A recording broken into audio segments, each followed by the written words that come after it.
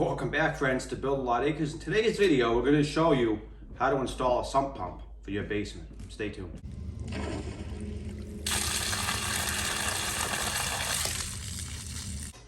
I'm sorry, I forgot from my old man. What can I say? Couple extra drops. So if you guys saw my last video, we had a real mess. We had 1.5 inches of water down here in the basement from rising groundwater, which worked its way up through the slab, through cracks.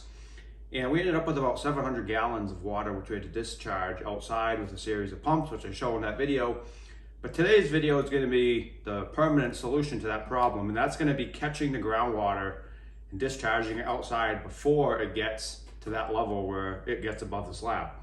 To do that, we're going to have a big sump pit, which is basically just a plastic bucket that's going to go in the ground, and we're going to have a sump pump sitting in the bucket that gets piped outside. It's pretty easy to set up, and we're going to show you how in today's video. All right, so let's talk about the sump pit and perforations. You want holes in the sides of this for the water to get in so that the pump can do its job and pump the water out. So this comes without perforations or without holes. So I'm going to drill the holes in it. How do I know how many, how big, where to put them? So this is just my opinion. I am not a professional sump pump installer, but I am a fairly handy guy, and I like to consider myself capable.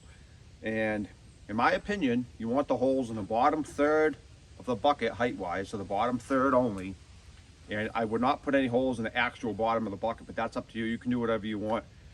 So as far as the size of the holes and how many, from my understanding, from doing things in the past and talking to professionals, you want a roughly 5/8 to 3/4 inch diameter holes, and you want one of those holes for every gallon per minute that your pump is capable of. So my pump will do 4,000 gallons per hour.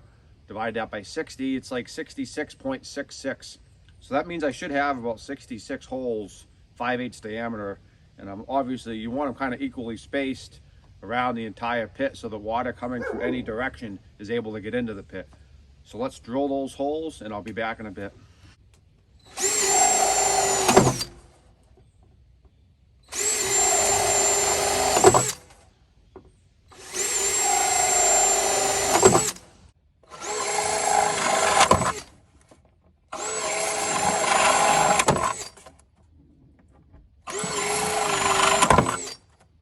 All right, so we got plenty of holes for the water to get in. Let's bring it down the basement and get it installed.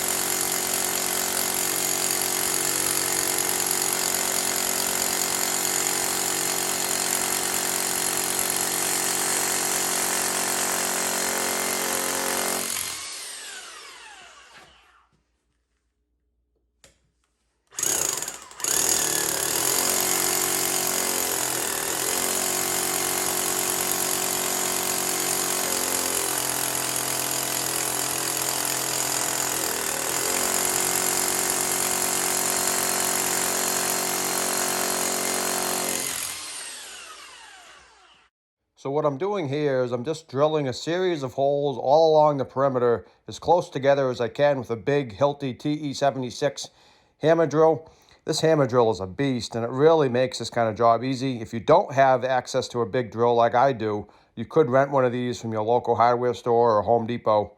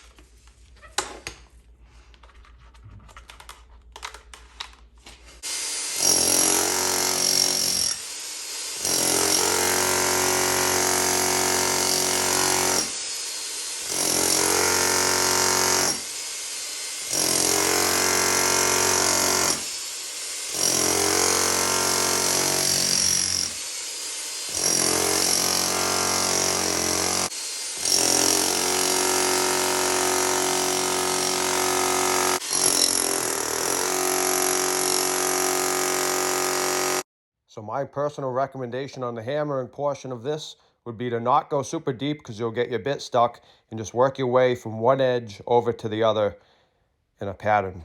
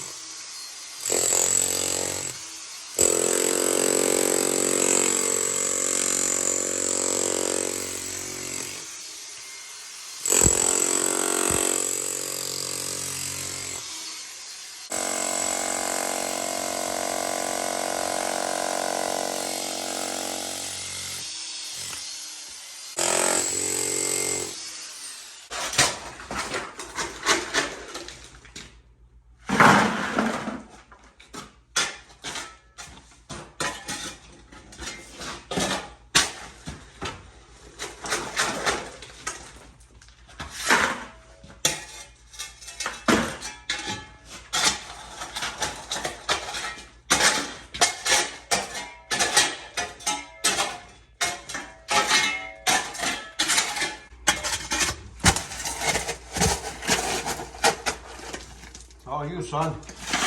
Set some pops.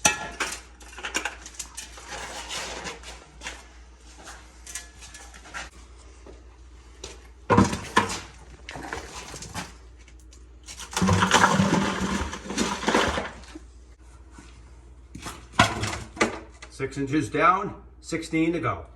Taking a hole is the hard part. Once that's done, the rest shouldn't take too long. Oh, you got a big plan, son? I work at 5, 7.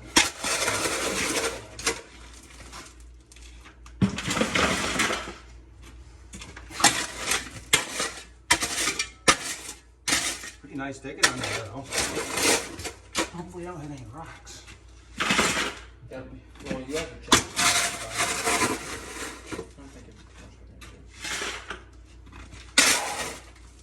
Scoop for good measure. And build those muscles one way or the other.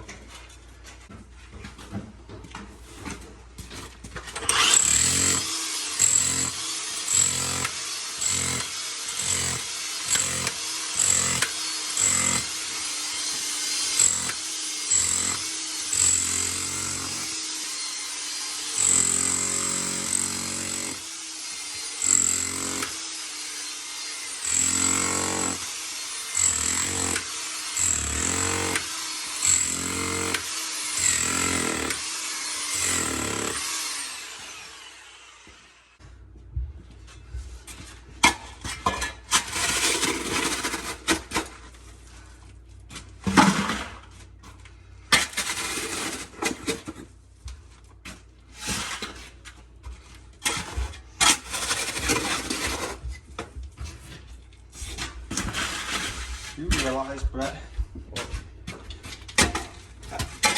wet dry back. Whoa. Wet dry back.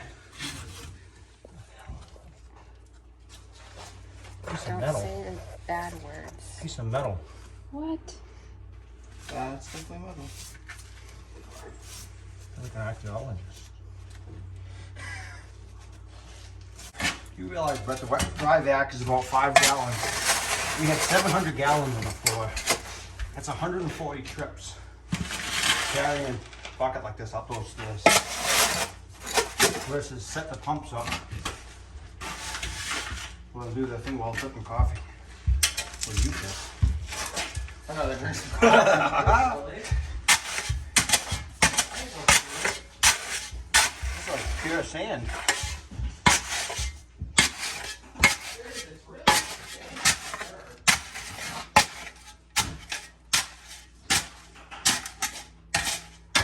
Except for the one piece of metal.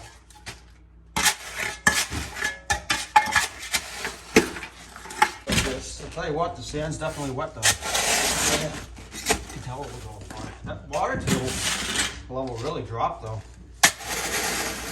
If it was above the floor, that was all underwater about 24 hours ago.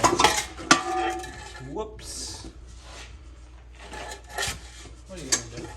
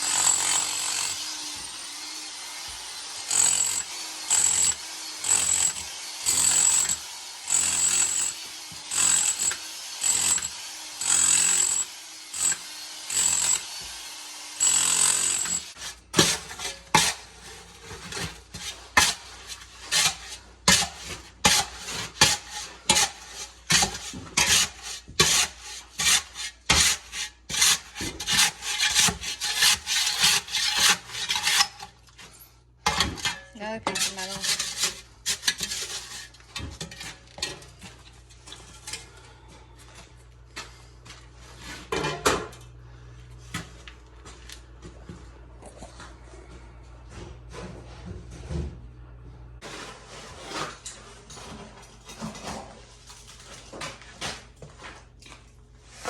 Let me try that, see if it's going off. Notice the difference or do you want more? Is it like you? Come on. Alright, I'll give you more. I'm sorry, I forgot for my old man. What can I say? Couple extra drops.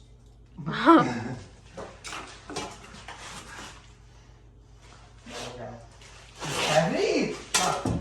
Good rope. That's fit the cover before.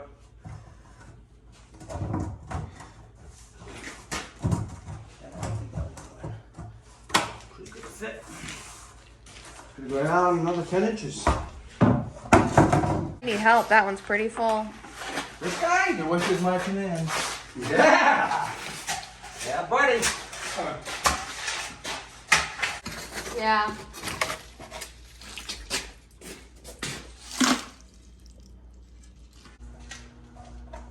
Alright, moment of truth. Hopefully it's deep enough because I don't want to dig it in my hole.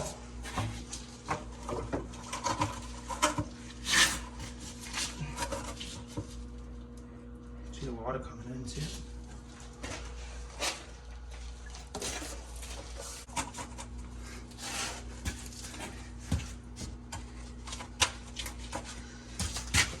So as close as we're gonna get it. What do you think? It looks pretty flush to me. Stage One. Complete. All right, so we got our pit dug, we got our pump, which I explained earlier all about it. So the way pumps work is they're pretty simple. There's a float, and as the float goes up, it hits a certain point, the pump kicks on and pumps the water out through the discharge. And we're gonna pipe that outside. Now, as far as the height of the pump, now if you put the pump too low, the pump's gonna always be running because the groundwater is gonna be more likely to be at that level. And if you put the pump too high, you're not gonna get the water out quick enough. So you really wanna set the float, I would say 3 to 6 inches below the floor. That's gonna give you a little bit of wiggle room and a little bit of a safety margin so that you don't have issues and you can stay nice and dry.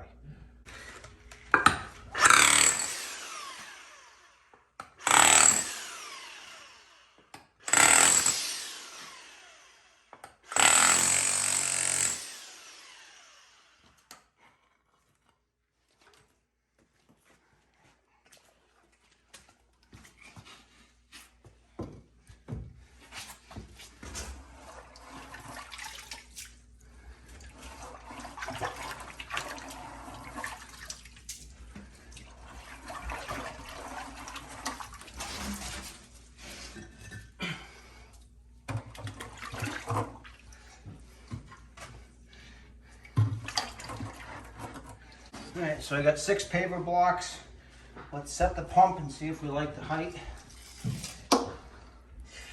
Now, like I said, you want this to kick on, maybe 3 to 6 inches below the floor level. I'm talking the bottom of the floor. I don't want it to get partway up the floor before it kicks on. So, pump's gonna kick on about here. So probably right around that 6-inch mark. I think that would be good if I ever had to. If I found that it ran more than I wanted, I could raise it up, put more blocks. And if you had to, you could also take blocks out and lower it down.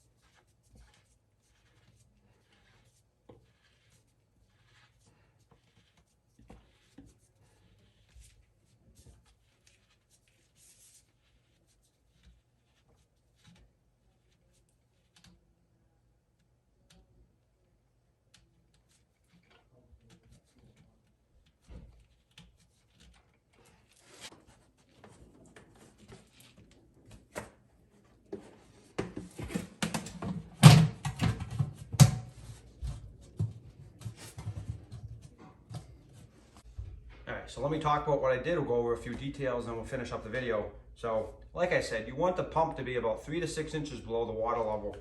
In my case, I went 6 inches below the bottom of the concrete slab. That's where the float should kick on, but you could go up or down with that depending on your personal preference. If you go too low though, like I said, you could have run into issues where your pump's running more than it really needs to be. And you could burn your pump out prematurely. There's no real reason you need to keep the water level down that low. And then also, if you go too high, your pump might not kick on in time before your basement gets wet. So the piping, I used a union here just so that I have the option to unscrew this and I can easily change out the pump or do something to the piping without having to cut into it. This gives me a little bit more flexibility. And this pump is rated for 4,000 gallons per hour. It's got a 1.5 inch outlet, which is pretty common size for these style pumps. You could use PVC piping like I'm using, which is white, or you could use ABS, which is the black plastic pipe. In my personal opinion, PVC is rated for a little higher pressure. I think it's a little stronger. And they actually offer PVC fittings that are rated for higher pressure. I don't know if you guys knew this, but these straight fittings with PVC are higher rated pressure than the ones you see with the little hubs, which are really meant for more drains and ways which see minimal pressures. I don't know if ABS offers higher pressure fittings or not, but I know PVC does, and I like it a little better. I think it's a little stronger, so that's what I went with for this project. If you use PVC, you got to use the purple primer to clean the pipe and the fittings, and then you can glue it. Whereas if you use the ABS black plastic pipe, you only have to use the glue. You do not need the primer. So let's finish up the piping, and I'll see you in a bit.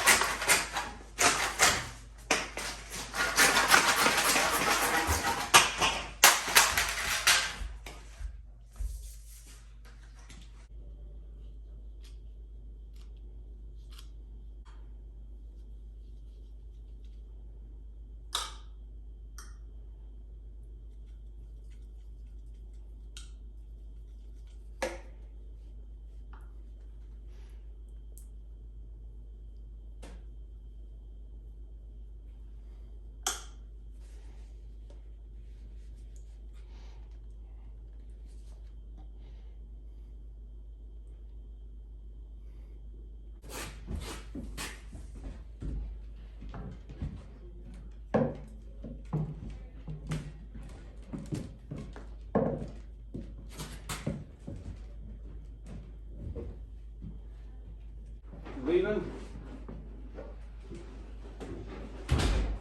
Maybe.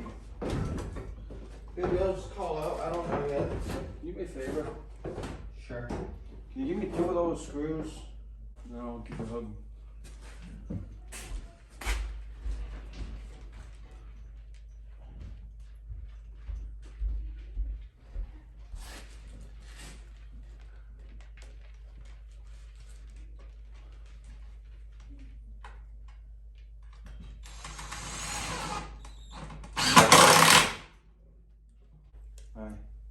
It's the other one's broken. See, I don't know, next 2 weeks, something like that. Alright. Sorry we couldn't hang out more. It's alright.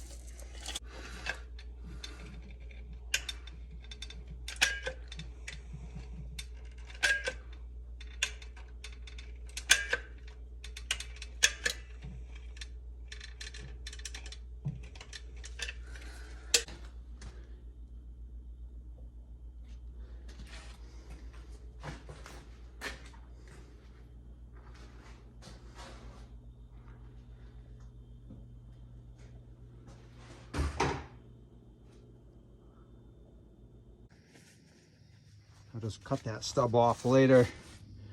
I'm actually going to be adding a box like you see behind the hose, the silcock there. I'm going to add one of those boxes to trim piece to go around for the siding. I gotta clean my siding so my hands are all dirty, but I'll cut that stub off after and probably put an elbow on it.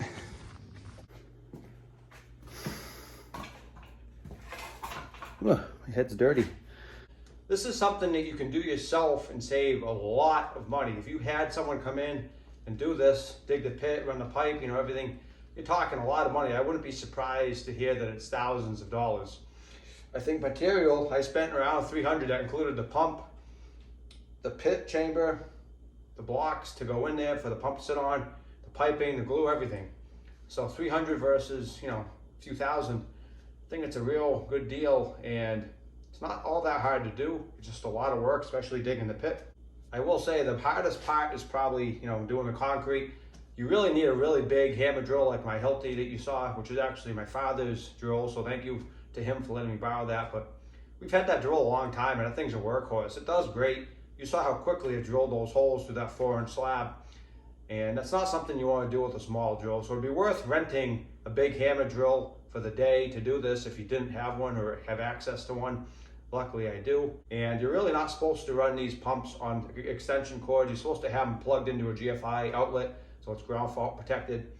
So the last piece of the puzzle is this check valve. The purpose of a check valve in plumbing systems is to allow water to go one direction and not the other. In the case of this pump, we don't want the water that's getting pumped out to be allowed to go back into the pit, because that would cause the pump to keep turning on and cycling and prematurely burn out. All right, let's give it a try.